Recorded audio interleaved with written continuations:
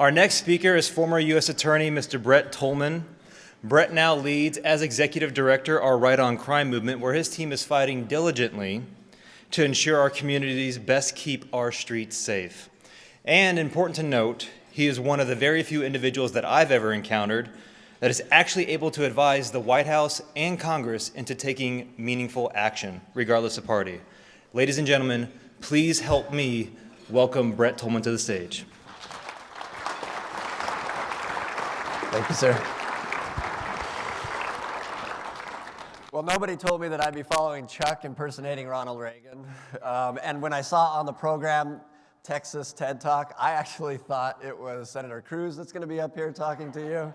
I just found out 5 minutes ago that it's me. I'm kidding. Let me tell you about circles in life. You've heard that phrase that sometimes things in life, they come full circle. Since I'm talking and you're at my Texas TED Talk, I get to define what that means. Let me tell you what it means. It means when God or the universe gives to you a string of events or an amazing single event that you later get to come around in your lifetime to address, to deal with. So let me tell you about two circles in my life that occurred that have brought this hardcore, conservative, law and order prosecutor to be standing in front of you, to be standing in White Houses, to be able to be on, the floor in the Senate, shaking hands with Mitch McConnell and seeking to change the criminal justice system, and what those circles did to allow me, an insignificant individual that came from a small rural town in Utah, who would much rather be at home right now with my horses than I would with a large crowd, but I do it because I love what I do. The first circle that is meaningful in my life, imagine a 12-year-old boy who has an older sister, and that older sister is everything to him. She is the most incredible athlete. She's a 4-sport letterman in high school. She gets a track scholarship to a university. She gets requested to try out for the Olympics. She qualifies for the Olympics in the javelin. Her right arm was this big, and her left arm was this big. And I remember my dad saying, "Honey, you've got to work out your left arm. You're looking odd." She was my hero. She goes to college. She's at a dance. She leaves. She's alone. 3 individuals jump out of a car. They kidnap her. They rape her. And they change the course of our entire family's life. My father and I, at age 12, we drive around the campus looking for the car. She saves her own life by kicking the seat in front of her, jumping out, and running. And back then they had payphones, and she had always remembered my father, who was a former peace officer in LA, told her to always carry a dime in order to call at a payphone. And she called, and she saved her life. I would then, at that point, know I was going to put bad guys in prison. I was going to work in the criminal justice system, and I did. I went to law school. My very first job out of law school, I worked for a judge who was the former U.S. attorney in Utah, and then he helped me get a job in the U.S. attorney's office. I became a federal prosecutor, and I put a lot of people in prison for a long time because the federal system has really long sentences and no parole. I would then go to the halls of Congress, where I would become chief counsel over crime and terrorism issues. I would then draft law and work to pass a signature bill that would clear up DNA backlogs across the country on rape kits. So, thank you. I would then meet President Bush, and I worked on some agenda items that W loved, and he would ask me to be U.S. attorney. I became United States attorney. And I'll never forget when he would come out to Utah and he would talk to me. The very first time we shook hands in Utah, we were standing there and he said, "Brett, are you glad I made you?" And I said, "Sir, are you glad I made you U.S. attorney?" "I did that." I said, "Yes, sir, I'm very glad." The last case as U.S. Attorney that I did was to prosecute the kidnapper of Elizabeth Smart. That's a circle in life, right? And guess who advised me on how to deal with, how to connect with, and how to work with Elizabeth? My sister. My sister, who would then thank me for letting her be a part of that circle in my life. So the other circle, what is it? When I'm in law school, I go to law school, and there was this cocky young law student. You know you've met him, right? Undergraduate or law school, you know there's this one confident, kind of cocky law student. Well, we would become very close friends. His name, Mike Lee, Senator Lee. And I would meet him, and my mother would send to me a picture. And she would send to me a picture, and it was a picture of Rex Lee, Mike's father, and my father, who were companions and who were friends and roommates in college. So Mike and I were connected, and to this day we're connected. We text irreverently to each other during hearings when he's there. But that connection would push me to the White House of the Trump administration to work with an individual you may know named Brooke Rollins.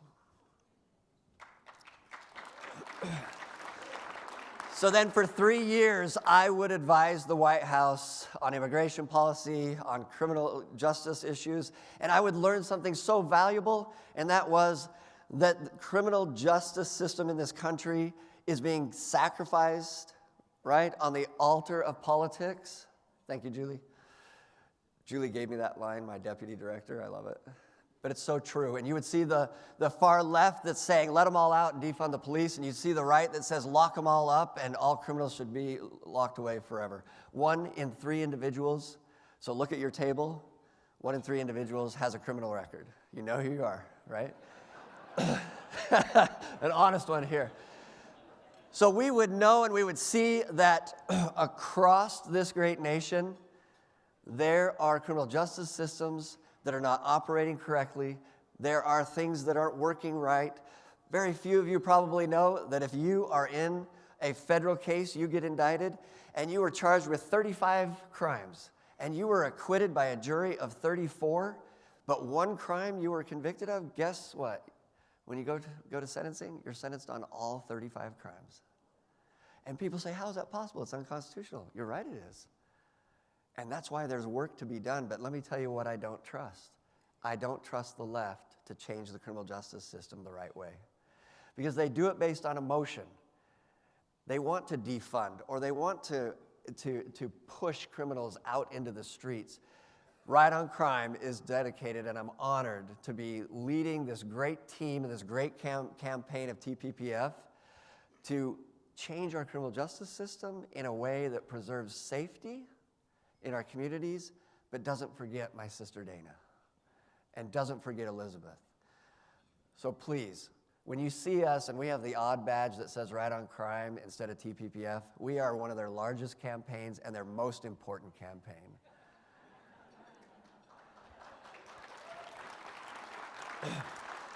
So I'll leave you with this.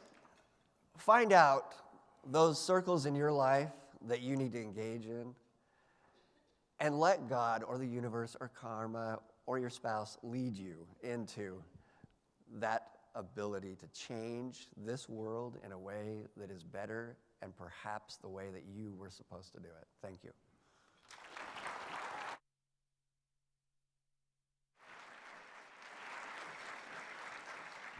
How about one more round of applause for Mr. Brett Tolman?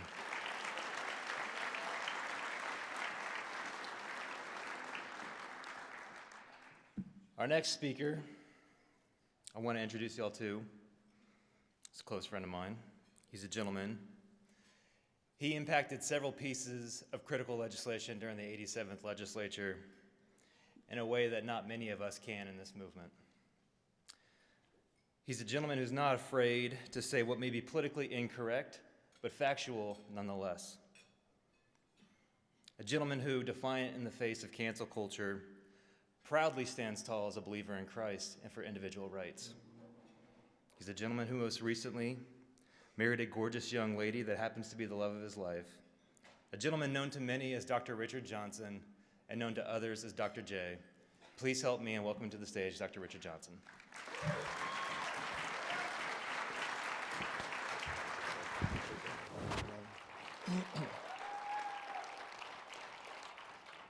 I'd like to call my guests up. I'm gonna have two wonderful guests up here on the panel with me today, and I'd like to introduce both of them. I'm gonna start ladies first. And good morning, everybody. How's everybody doing? All right. I feel great this morning. You? Wonderful. Yes. Well, Dr. Carol Swain is a native of Belfort, Virginia, and she's the second of 12 children. Dr. Swain is a person who has risen up through the ranks all the way from GED to PhD.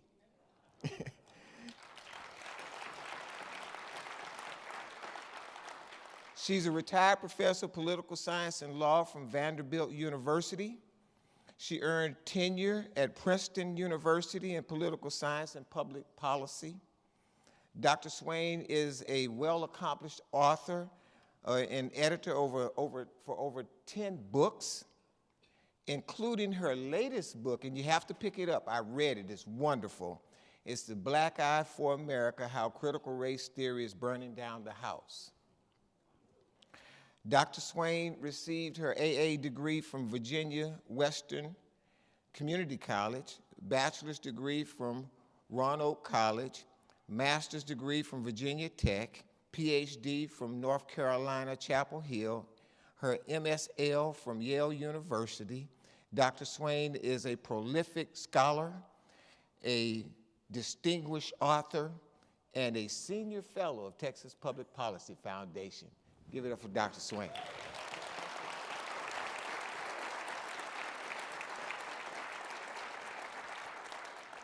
Now, the next panelist I'd like to introduce to you, he and I go way back. I'm glad he was 19 and I was 18 years old when we first met.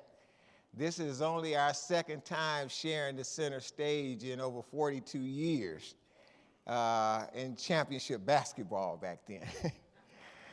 Consulate Lynden Rose, he's a consulate general to the Bahamas. He was born in Nassau, Bahamas. Consulate Rose received his AA degree from North Harris County Community College, bachelor's degree from University of Houston.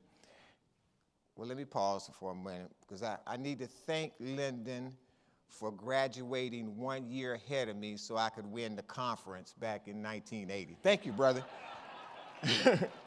My coach said he was the only thing standing in my way of winning the conference. So thank you for graduating. And his JD degree in law from University of Houston. Consulate Rose has also served on the Board of Regents at University of Houston. His wife currently serves on the Board of Regents at Texas Southern University. Consulate Rose is a practicing attorney and partner in the law firm of Stanley Frank Rose, LLP in Houston, and founder of the LM Rose Consultant Group. He sits on numerous civic boards as well as corporate boards. Thank you for coming in.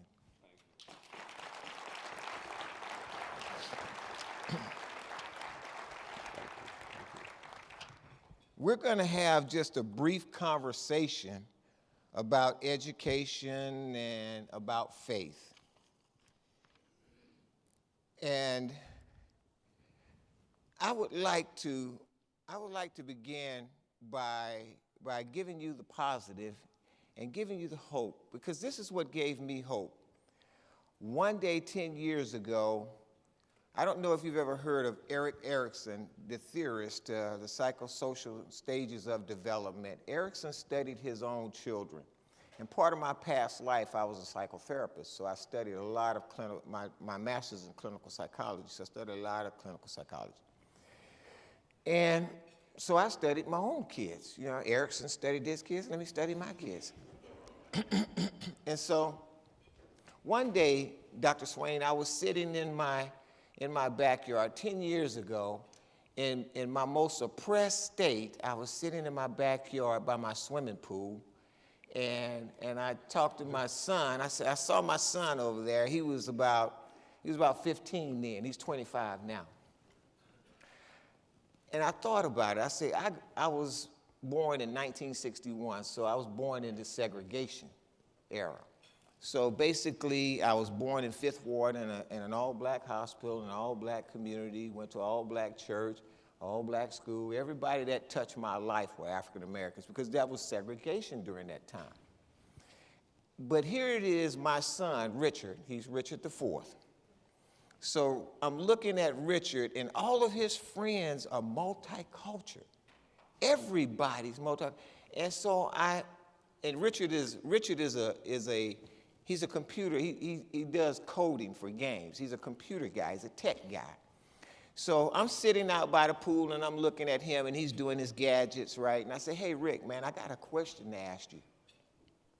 I said, I grew up in a community which everybody I knew was of one race. And I say, you growing up, man, I see your friends, everybody, man, multicultural. I say, you know, what's the difference? So Rich is doing his thing, and then he stops, and I see his wheels turning. And then he looks at me, he says, Dad, I don't have a point of reference.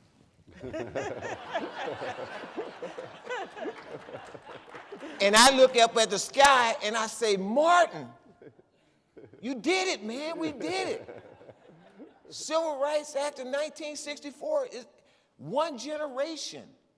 If you would have asked me that question when I was 15, I would have had a whole lot to tell you. But just one generation away, he had no point of reference. Dr. Swain, you've written extensively on critical race theory. And you grew up in the rural South, abject poverty.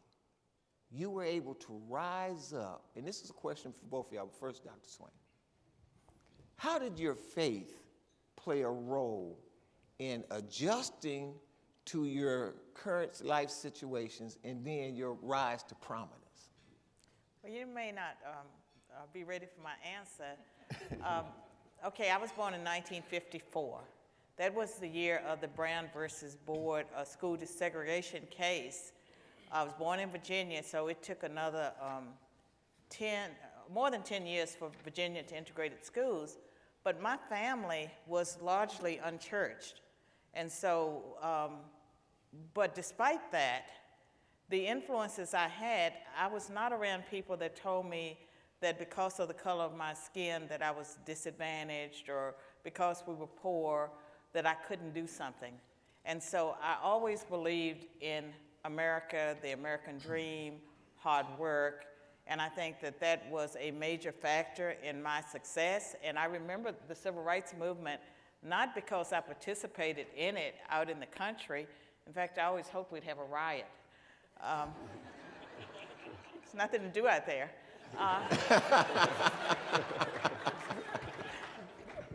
But I saw equal opportunities open up for people like me. So 1964, when you were a wee one, that's when the Civil Rights Act was passed that ended all forms of discrimination on the basis of race, national origin, color, religion, sex. That was passed in 1965. You had the Voting Rights Act passed, major game changer for the South.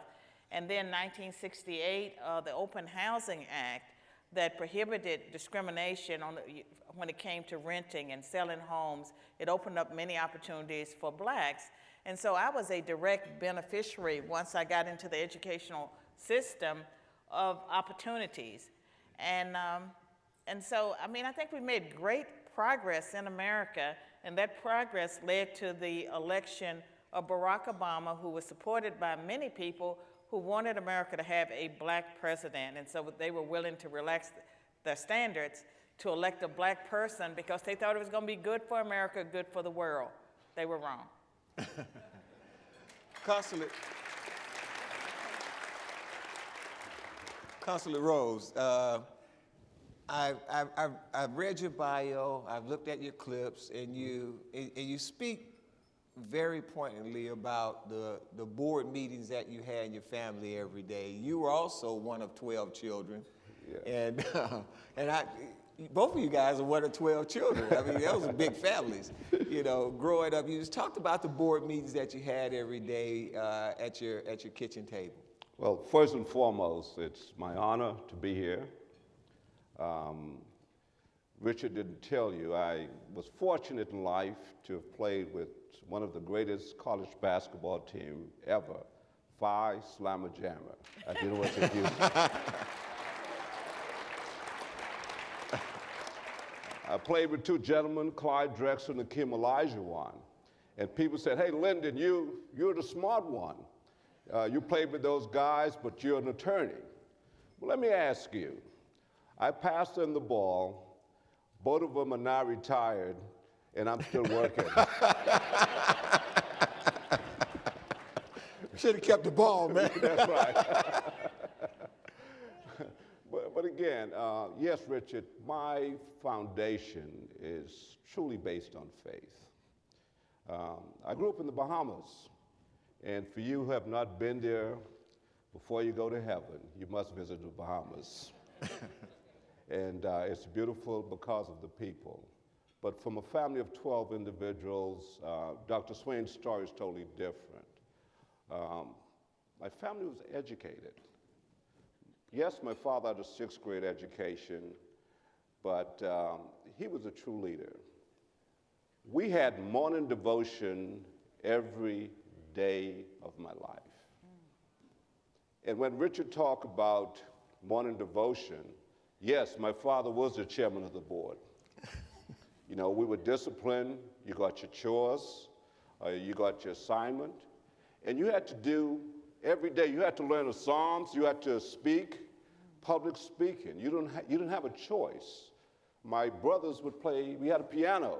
We had an organ. My brothers were 12 years old. They would play. We would have praise and service every day of my life.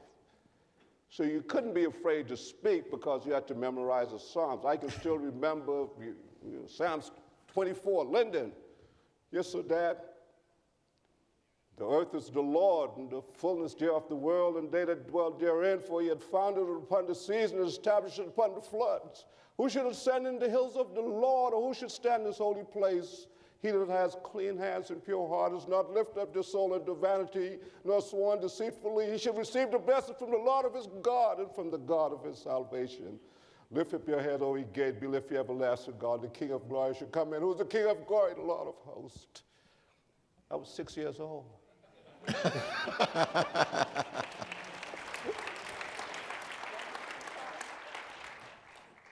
And he would say to us, charity begins at home.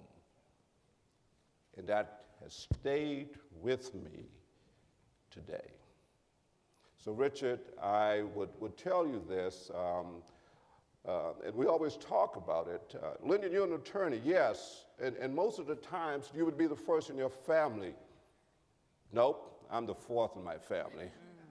Lynden, you have doctors, yep, yeah, I have doctors in my family. Lynden, what else? I think with 12 kids, my father told us what we were going to be. You argue, you're going to be a lawyer. You like to fix stuff, you're going to be an engineer. But the reason I'm telling you this, how important having a father as the leader of a home. And yes, Richard, I've instilled that in my kids as well, and I am blessed, and I would be remiss.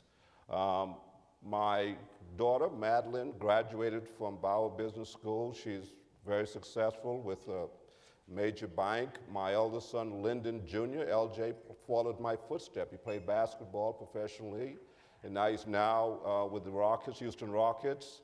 And my youngest son, Leonard, who's probably the smartest in the family, he's a 2-sport athlete at Columbia. He graduated. He turned down Harvard because they didn't allow him to play 2-sport. He wanted to play 2-sport. And the reason being, all of my family members were all athletes, Olympian. You would say, well, Lynden, you were drafted by the Lakers. That must be great to be the first. No, my brother was also drafted by the NBA. But one thing I can claim today, I am the first one to speak at Texas Public Policy Foundation.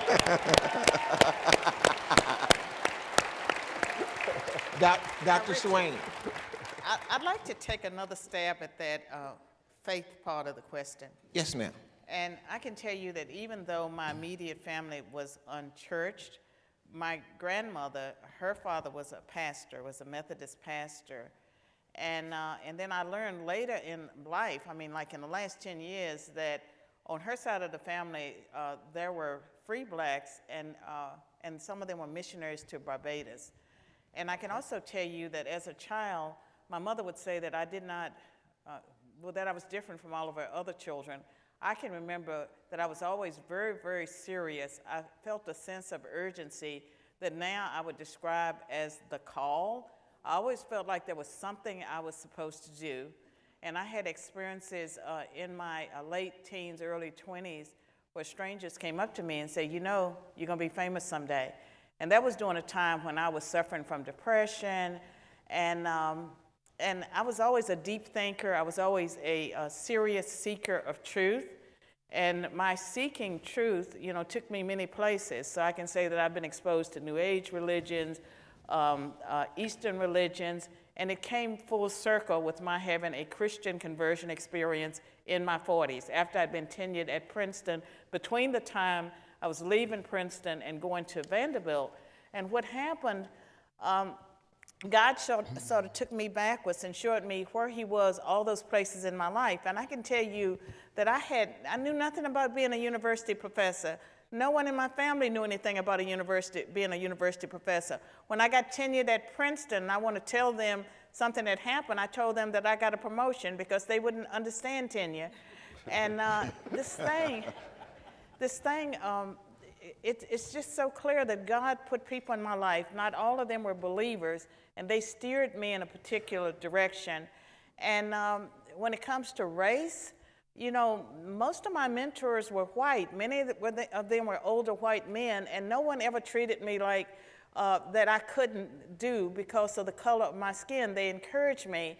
And part of my experiences with the black community was that because I came from such poverty, there was not any interest in people like me. And then I'm dark-skinned. And I'm telling you that within our own community, there's a problem with the color of your skin, and it still kind of lingers that you're not necessarily treated the same, but the focus is on the children of the elite. And so my experience is that about America, I believe that clearly where you're born doesn't determine your outcome, that your attitude and what you believe about the world. I also believe that there's a God that foreknows us, and before we are born, that he steers us, he opens doors, he has a plan for our lives. And I believe that, you know, like what is happening for me now, I have this huge platform. I was shy up until I was in my 40s, and I turned down a chance to be on Good Morning America with my first book, totally afraid. But when I got saved, the Lord impressed on my mind that he had given me a message bigger than me, and I should focus on the message, just pleasing him. And I started talking, and I never shut up.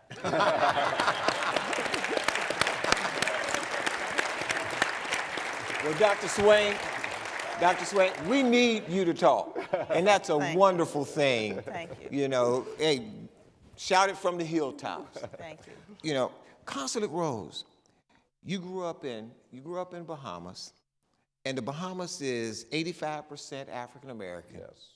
12% European, and 3% Asian and Latino American.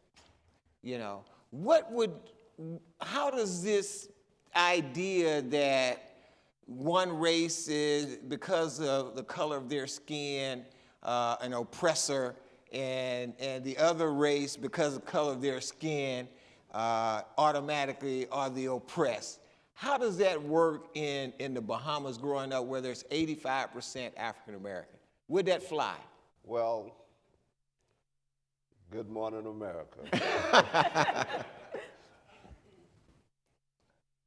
In a country like the Bahamas, 85% black, I'd never heard the word discrimination in my life until I came to America. Because we respect each other. We were looking for leadership. and we were looking for godly men and women to lead. It wasn't about race, because we're all one race. We are the human race. And Richard, I would say this when you talk about race, and I would quote it, Dr. King said,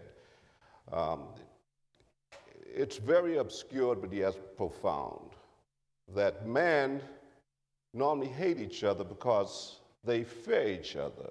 They fear each other because they don't know each other. They don't know each other because they don't communicate, and they don't communicate because they're separated. We were all one. We had to get to know each other. We all had the same common goal. We wanted to live right and do what's right. And so I can say to America, to friends and family everywhere, that look, there's only one race. That's the human race.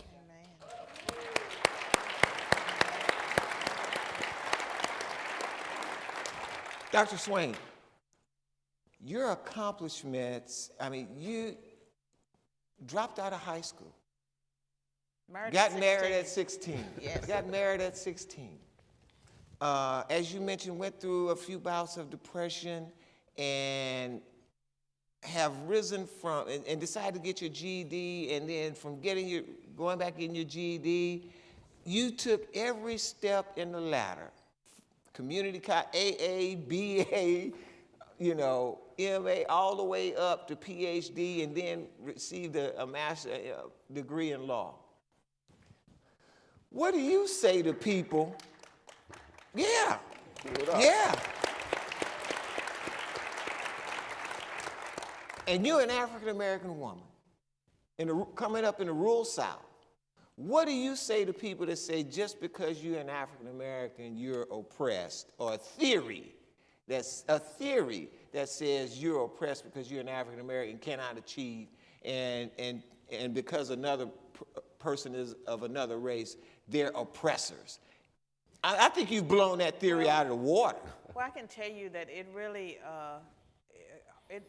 hurts me to see the messages we're sending to our young people, white and black, because I think that today it would be much harder for a younger person, especially if they were a minority, to repeat my success story, because there's so many voices out there telling young people what they can't do.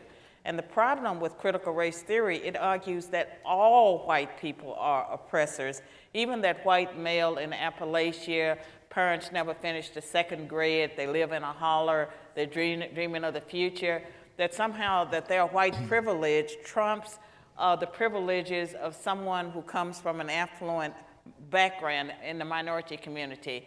And they argue that white people, just being born white, that they have a property investment in their skin color. They have to divest themselves of their race, and that only white people can be racist, that all minorities are victims, that racism is permanent. And all of these things, it's poison for our young people. And I think that, that we have to combat those lies. And critical race theory really puts forth a white supremacist argument that white people, the oppressor class, that they control the fates of all people of color, and that we have no agency of our own. It's up to white people to deliver us. And what they've come up with is resegregation. You know, we had a civil rights movement to get rid of resegregation, so they've come up with resegregation. They've come up with math is racist. And so there are no right and wrong answers to math. Depending on your race, you might get a different answer. That means that young people who are taught by teachers pushing that theory, and it was funded by the Gates Foundation, mathematics, how are they going to get the basic skills necessary to learn algebra, calculus, to become all the things that you have to have a math background, and even with art, you have to have some mathematical skills to be able to scale a picture. There are things that, it's not just taking a brush and painting or something like that. It's not that simple. They're destroying the future of generations of minorities right now in the name of helping them. And it's, I mean, it's horrible. And let me just say, you know, I had an opportunity to read your book, in the chapter on critical race theory versus the Constitution, and the Civil Rights Movement. Right. And you are spot dead on. Critical race theory is the polar opposite of the Civil Rights Movement. It and is. The Civil Rights Bill 1964, Title VI, which bans discrimination based on race. And race, sex, creed, or color, or religion. Thank you so much for that book. Consulate Rose, I want to push this back to you. Okay. You know, we had the Vocational Education Act of 1963, and schools across America were given the charge to teach the trades in high school and then create co-ops for students who wanted to not necessarily graduate and go to college, but graduate and go into industry. And at that time, we had the lowest dropout rate in American history. When I graduated in '79, I'm gonna tell myself, you know, we had about a dropout rate of less than 1%. But we took the trades out of high schools, and we moved them up to the community colleges, and we took the co-ops out, and we saw an increase, a stark increase in dropouts, dropping out of high school, dropping out of education, and dropping into criminal justice. We created the criminal justice industrial complex. What do you think of, your dad was the chairman of the board. The chairman was sitting there every morning and he was saying, wait a minute, you have an interest in dealing with your hands, you're gonna go be an engineer. You know, I mean, what is with this thought that every student has to go to college or they're a failure and moving away from industry? Should we move back in that direction? Dr. Johnson, that is very, very enlightened question. But let me step back a second to show we're talking about reference. From the Bahamas, I'm proud to say that Sidney Poitier, who's just recently passed, he and my father were childhood friends.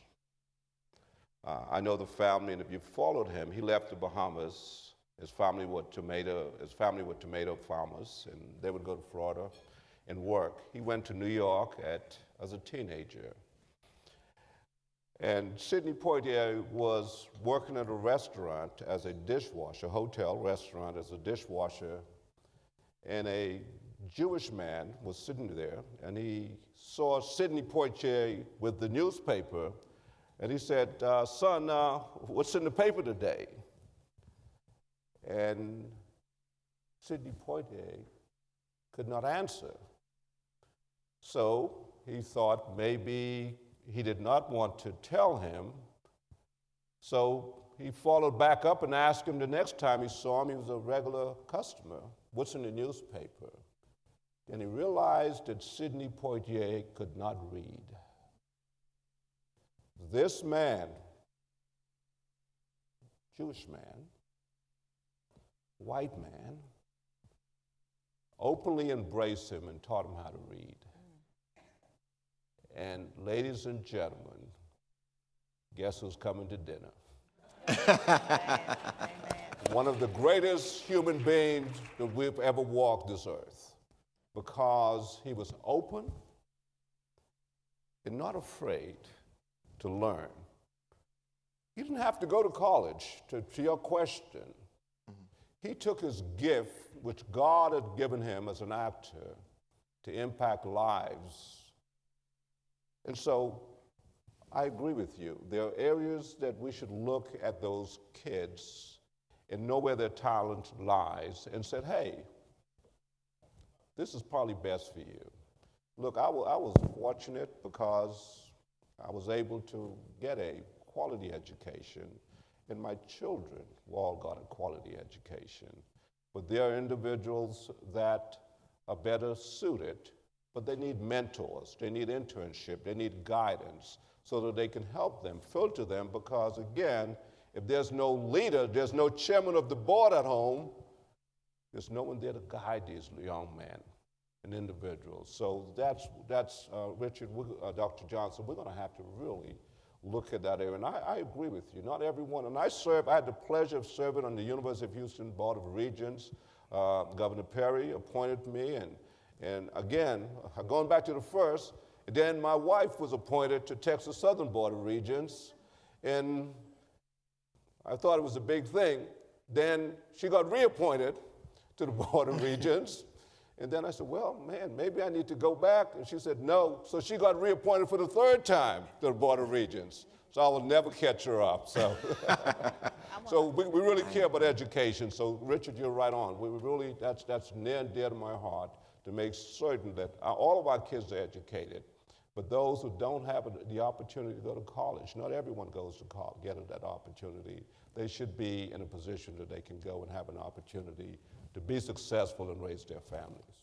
Dr. Swain, let me say this real quick and I'm gonna ring in. It sounds like we need some critical math theory, critical reading theory, critical writing theory. We need critical education theory as opposed to all this other stuff. Go ahead. We do need to go back to basics and get all that social justice garbage out of our classrooms. It never should have escaped from the humanities departments and the social science departments at universities. And as far as, this whole idea that's been pushed by the left that everyone belongs in college, and what it has happened is I think it has destroyed opportunities for millions of young people, especially black people, because with affirmative action, when it became more than a small thumb on the scale, it put people into environments where they were sure to fail. And I think a lot of the unrest and anger and bitterness on college campuses among minority students, that it comes from the fact that you have people there and they're frustrated because they really can't do the work. And they get, steered off into those ethnic studies programs. And we joked, what were you going to do with those degrees? And they become your diversity, equity, and inclusion officers. So they're telling you how to run your corporations. Those are the ones that get through, but many students fail because they don't belong in college. They could have been successful if they had been steered towards a community college or an occupation. And so we are harming the people we're trying to help. Thank you.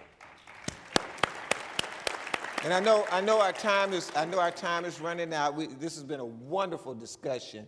Martin Luther King said it best. He said, one cannot begin to live until he can rise above the narrow confinements of his own individualistic concerns to the broader concerns of all humanity. It's time now for us to rise up to the broader concerns of all humanity. Thank you for letting us know that there is only one race of people, and that is the human race. And God has placed in our hearts and in our spirits the love for human beings. And it doesn't matter what race, creed, color, or religion. We're all one race of people. We're all a part of this beautiful multicolored coat that God has given to the world. Now let's go out and subdue it. I'll give you guys, I think we got 20 seconds each. Okay. Go ahead first. 20 seconds, you're on the clock. I just want to thank TPPF for giving me an affiliation so I don't have to call myself former Vanderbilt Princeton professor.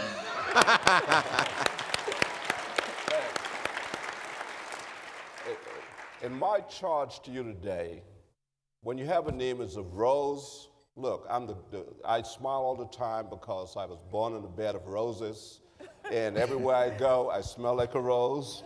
And today, I'm going to challenge all men in here to give the special person in your life a rose.